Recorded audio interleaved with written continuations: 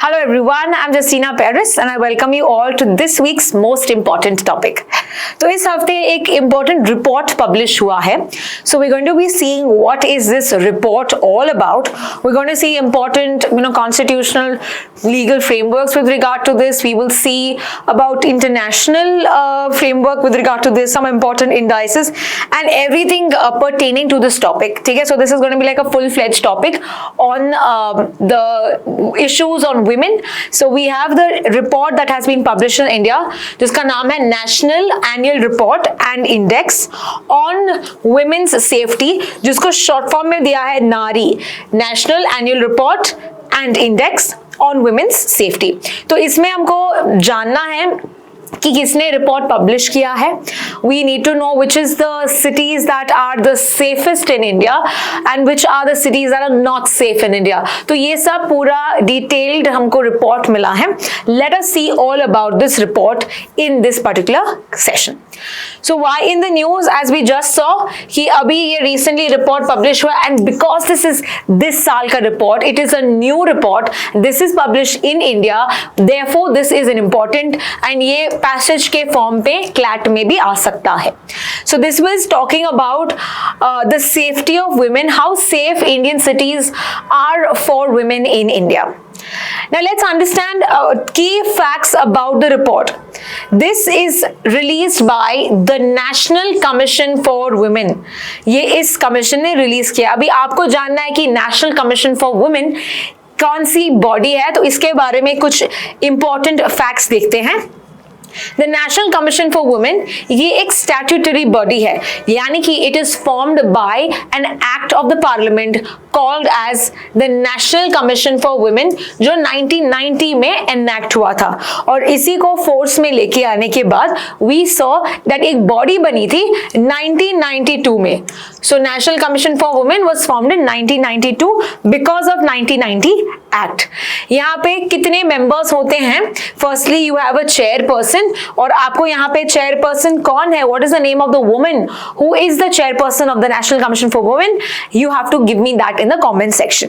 सो chairperson के अलावा we got 5 members, okay, that are nominated, 5 members, and also a member secretary जो central government nominate करती है.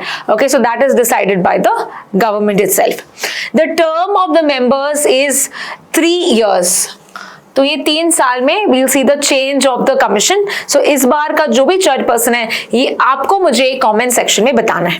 Now coming back to our understanding, National Commission for Women ये report बनाती है, NARI report, और ये हमको information as we saw urban safety landscape के बारे में बताता है. Which states are cities are safe, which are not safe. ये रिपोर्ट किसने बनाया है, लेकिन ये रिलीज तो करता है कमीशन ऑफ वुमेन ने, बट ये रिपोर्ट रिलीज करते हैं the group of intellectuals and academicians, GIA, P Value Analytics, the NorthCap University, Jindal group law school. तो this is a collaborative efforts of these institutes जो हमको ये report सर्वे के form के थ्रू बताते हैं. तो इसमें से we got about 12,000 plus women को सर्वे किया जाता है across various cities in India, all states of India में इस सर्वे को लिया जाता है. और वो पूछते हैं कि how do you feel safe, what are the necessary amenities that you have, ये सब ये सर्वे से लेते हैं और ये डेटा हमको मिलता है. Now let's see the highlights of the report. Report क्या कहता है? So हमारा जो सेफ्टी स्कोर है ये है 65%. So we are placed at 65% safe when you talk about safety of women. Now यहाँ पे categorize किया जाता है into 3-4 aspects, that is much above, below and much below.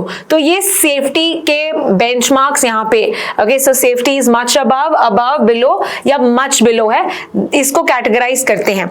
So according to data we see 6 in 10 women in India इनको safe feel होता है, but 40% still don't consider. सो यानी 4 out of 10 women consider them they are not safe in their own city.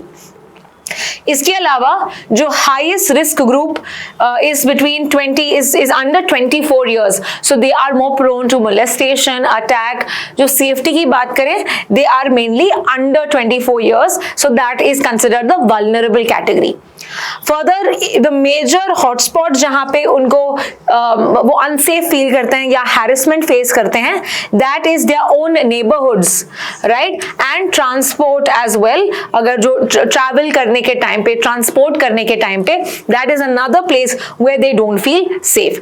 Now why also we are discussing this report is you have seen a number of sexual assaults। अगर हम RG Kar medical case की बात करें या अगर हम recently dowry case की बात करें विद रिगार्ड टू निकी, या मनीषा की बात करें जो हरियाणा का केस है, we have seen a number of cases related to women, है ना। तो इसके लिए ये रिपोर्ट बहुत ही इंपॉर्टेंट है बिकॉज ये कुछ डेटा देता है हमको with regard to women safety, right, how safe women do feel in their own households, in their own cities that they live in।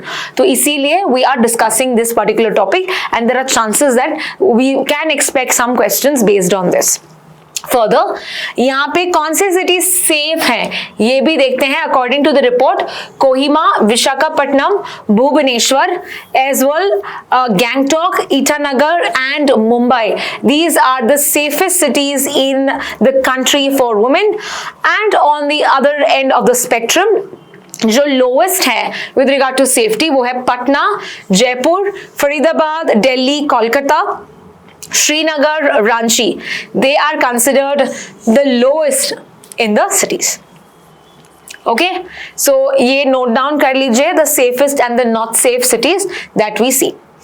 Further, अगर हम देखें कि why are the states ranked you know, we can say top rank for safety, because यहाँ पे gender equity है, civic participation है, that means they are participating in law making, in other civil society organizations, policing duties, women friendly infrastructure है।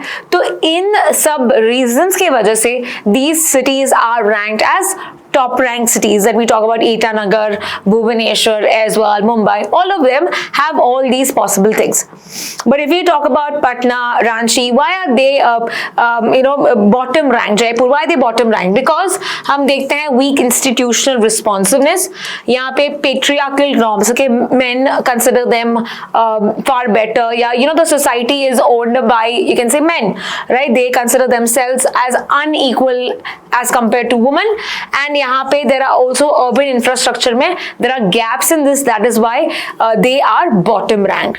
Further हम कुछ और aspects भी देखते हैं कि constitutional legal frameworks where they give importance to women or talk about equality, ये कहाँ पे mention किया है?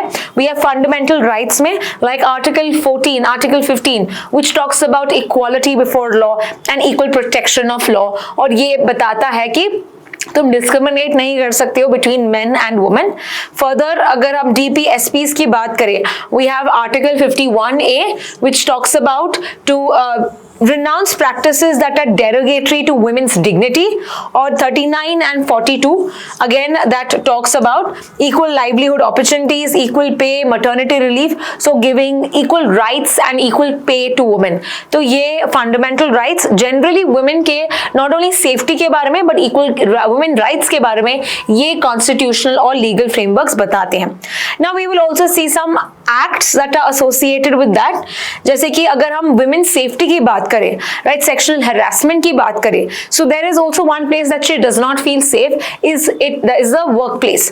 तो यहाँ पे we have prevention of sexual harassment policy जो हमको बताई है in the Vishaka guidelines। Okay, so let me just note that down।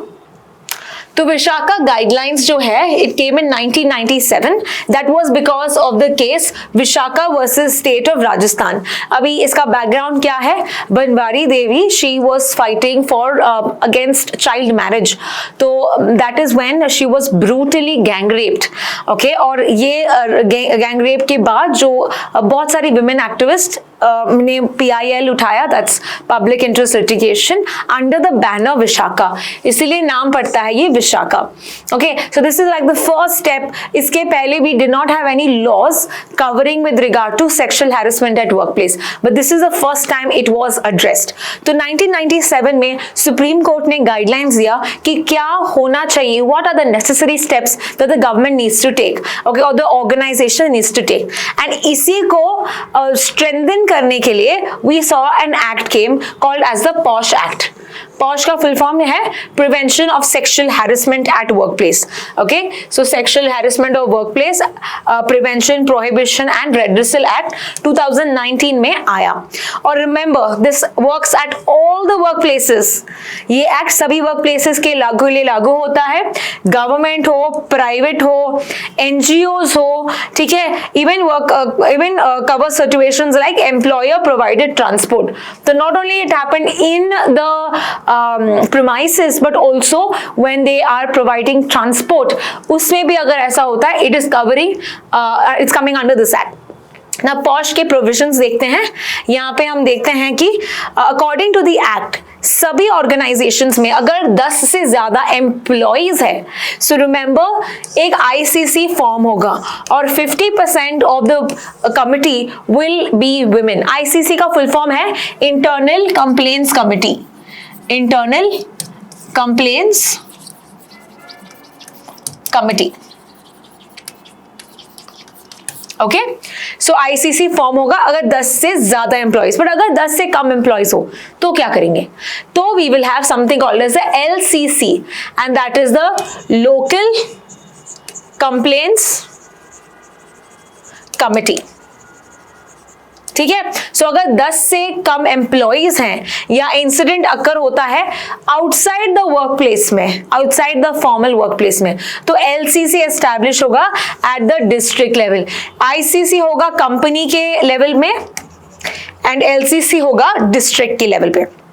Apart from that we also see she box, यानी कि अगर वुमेन को कंप्लेन करना है, okay, she can register her complaints that has happened in the workplace through this online portal called as she box, और उसका full form है sexual harassment electronic box.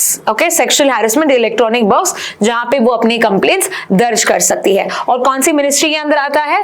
Yes, ministry of women and child development. Annapurna Devi के अंदर आता है ये ministry of women and child development.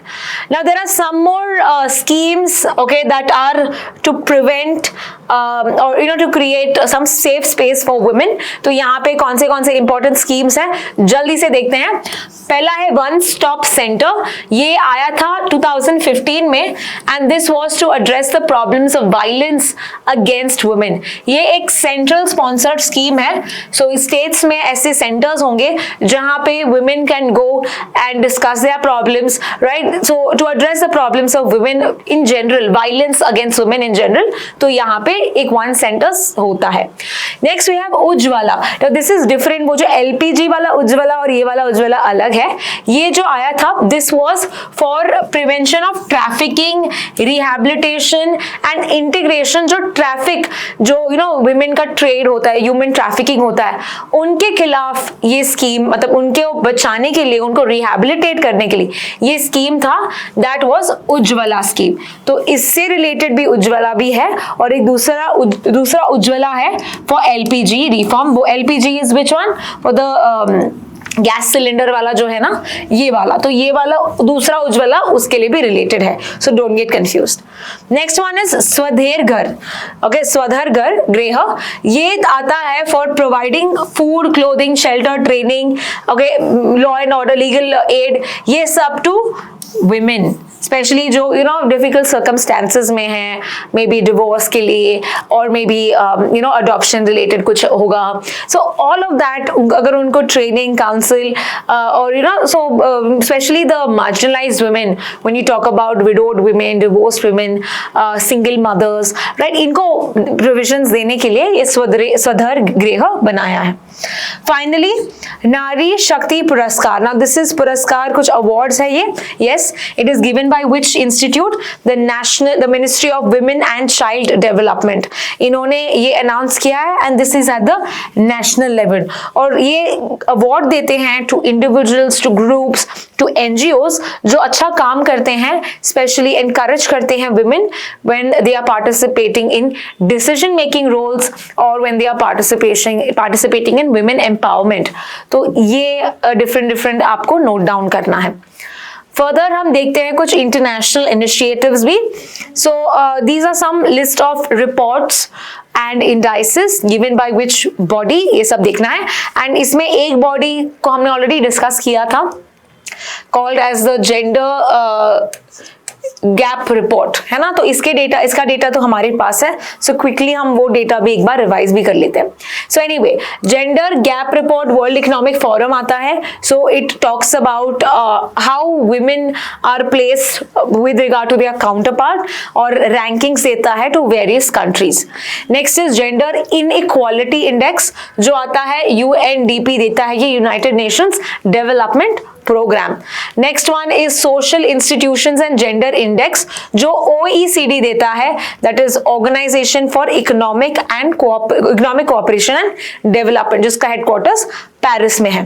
Next one is women peace and security, WPS index, ये देता है, this is not a very important one because it's a private institute called the Georgetown institute for women peace and security and peace research institute, जो Oslo में है।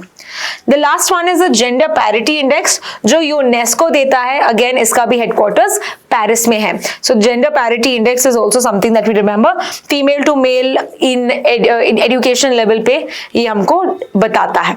Now India ने एक international agreement भी sign किया है called as the CEDAW, which is the Convention for Elimination of All Forms of Discrimination Against Women 1980 में, और इसको हमने रेक्टिफाई भी किया। So we have also signed the CEDAW, which is the Convention on the Elimination of All Forms of Discrimination Against Women.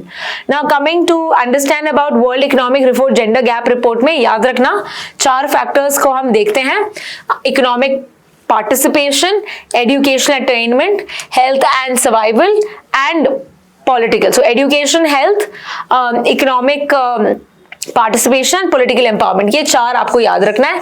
इसमें से Iceland is top rank, 16 times top में आया है, तो इसको याद रखना बहुत इजी है। Further Pakistan bottom rank, India बहुत खुश है, लेकिन इंडिया का रैंक इतना भी अच्छा नहीं है, 131 एंड आउट ऑफ 148, तो ये आपको बाय हार्ट होना है। This is an important report that can be asked in the exam. Okay, now इसके अलावा कोई और इंटरनेशनल इनिशिएटिव्स हैं? The answer is yes. तो बीजिंग डिक्लेरेशन आया था, ओके, बीजिंग एक्शन प्लान कहते हैं हम इसको, आया था 1995 में। नाउ बीजिंग डिक्लेरेशन किसके बारे में बताता है? So Beijing declaration and platform for action talks about women empowerment, women rights, ठीक है। So it covers various areas. So 12 ऐसे areas हैं of concern, like women and poverty, education and training of women, women and health, violence against women जो आज हमने देखा है, women and armed conflict, women and the economy. इसके अलावा women in power decision making, institutional mechanisms for advancement of women, human rights of women, women and media, women and environment and the girl child. You need to just have a overview कि कौन से ऐसे 12 areas cover किया है। Why this declaration is important? Because 95 को लेके अभी 30 साल पूरे हुए हैं इस साल, तो इसीलिए ये आर्टिकल important है। Clear? All right. Then lastly हम end करते हैं हमारी session with seeing some important dates regarding to women. तो जल्दी से देखते हैं which are they. Firstly, International Women's Day कब मनाते हैं हम?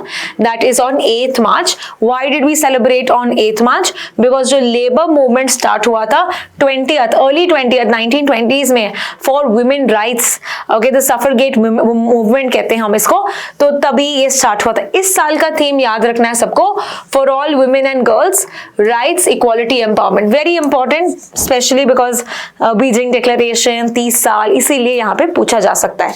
For all women and girls, rights, equality, empowerment.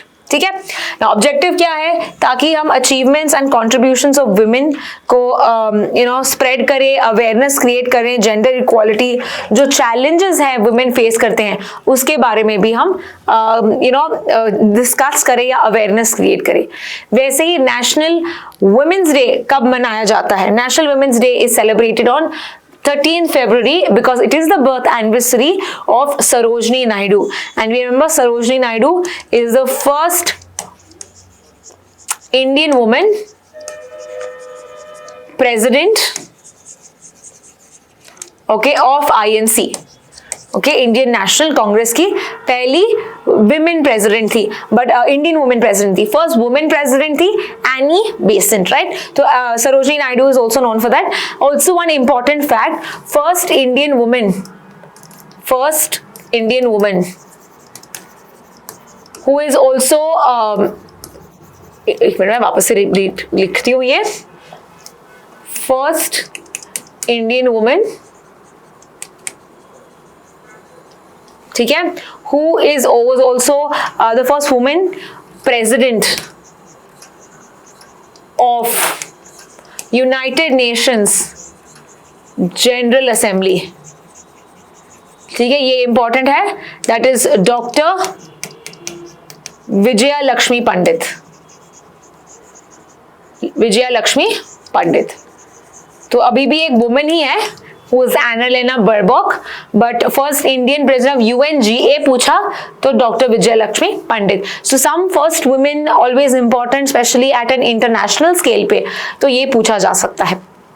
Coming to understand, Sarojini Naidu was the female Nightingale, right? Political leader, champion of women's rights, and यहाँ पे to recognize the diverse struggles and dreams of women, promote करना leadership, promote करना gender equality, इसलिए हम मनाते हैं National Women's Day on 13th February. So that is all with regard to today's discussion on the weekly MIT, जहाँ पे हमने एक important report देखा, the Nari report, जो इस week release किया गया था। So this is all from my end. Don't forget to answer the questions that I've asked in the class today. Thank you so much for watching.